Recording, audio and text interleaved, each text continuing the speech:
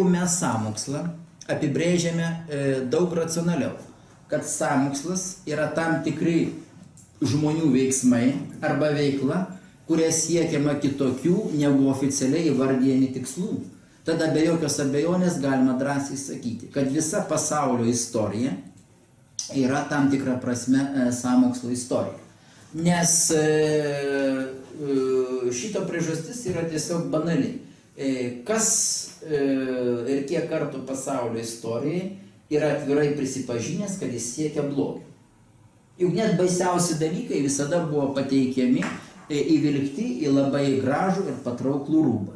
Taigi, jeigu kalbame apie sąmokslo teorijas ar neteorijas, man visiškai neturi skaudėti galvos, ar yra koks nors vienas centras, kuris daugelį dalykų koordinuoja ir taip toliau. Bet aš aiškiai matau, kad pavyzdžiui toje pačioje Lietuvoje štai forsuojamas visiškai beprasmiškas ir absurdiškas įstatymas, vėlgi apeliuojant į gerus dalykus saugoti moteris vaikus nuo smurto, kuris be jokios abejonės atveria kelią praktikoms, kurios įmanomos tik totalitarinėse valstybėse. Todėl galiu labai ramiai paklausti, kam iš tikrųjų tada reikia tokios lengvos vaiko atėmimo iš tėvų procedūros. Ir jeigu pagalvoji, kodėl, pavyzdžiui, reikia, tai užtenka pasidomėti, pavyzdžiui, kodėl, tarkime, šitos vadinamosios mados pirmiausia eina iš Skandinavijos šalių, ypač Norvegijos. Reikalas yra tas, kad daugybė žmonių yra tvirtai įsikalę į galvą neginčiamą tiesą, kad Skandinavijos šalis yra gerovės etalonas.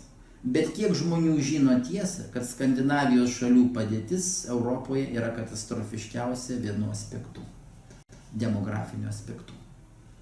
Nes visose šitose šalise dėl daugybės priežasčių gimstamumas yra neįtikėtinai sumenkęs. Ir todėl kas gali paneigti, kad būtent šitos šalis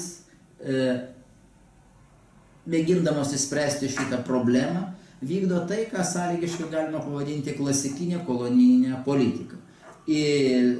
Vargingesnėse šalyse, tokiuose kaip Lietuva, kūrė tinklus, kurios paprasčiausiai jų gyventojus aprūpins vaikais. Šiuo atveju reikia suvokti moderniojo kapitalizmo logiką, tas pats vaikas irgi yra paprasčiausias ekonominis resursas.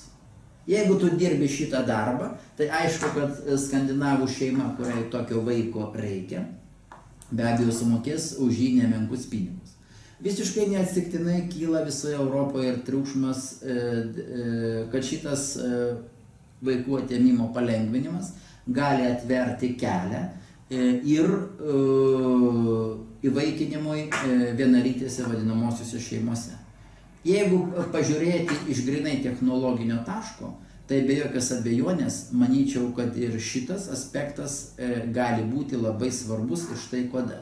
Jeigu ideologija mums dieną naktį perša mintį, kad tarp įprastinės natūralios skirtingų lyčių asmenų šeimos ir vienalytės šeimos nėra skirtumų, tai vis tiek šita ideologija turi vieną keblumą, kurį žūtbūt reikia pašalinti. Net ir pats labiausiai jos paveiktas žmogus gali paklausti ir visada paklaus. Gerbiamieji, jūs sakote, kad tokios šeimos vienodai. Tai vis dėlto jūs nepripažįstate, kad esate kažkokio skirtumo, kad vieni gali turėti vaikų, kiti ne.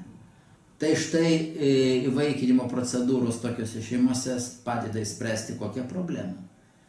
Šitą nepaneigiamą skirtumą pamažiukais užtrinti. Todėl, kad kuomet vaikų darželėje, tarkime, yra įprastiniai šeimos vaikai ir vadinamųjų dviejų tėčių arba dviejų mamų vaikai, yra daug lengviau aiškinti, kad jokio skirtumo nėra. Taigi, tai reikia sugebėti analizuoti. O kokio masto yra sąmokslo teorijos ar neteorijos, tai net Lietuvoje yra darbų. Užtenka paprasčiausiai pasižiūrėti į statistiką, kokie milijardai sukosi reprodukcijos verslai. Paprasčiausiai yra daugybė prieinamų informacijos šaltinių, tik bėda ta, kad jeigu žmonės nemato arba nesuvokia pamatinių idėjų, kurios slypi po tarsi tokiais nekaltais veiksmais, jie paprasčiausiai nesuvokia tų statistikų reikšmės ir tikrosios prasmės. Ir tada žinoma, kuo yra daugiau tokio nesupratimo, naivumo, tuo aišku lengviau slopinti kintaminčius, skelbiant tą pačią jūsų minėtąją sąmokslo teoriją.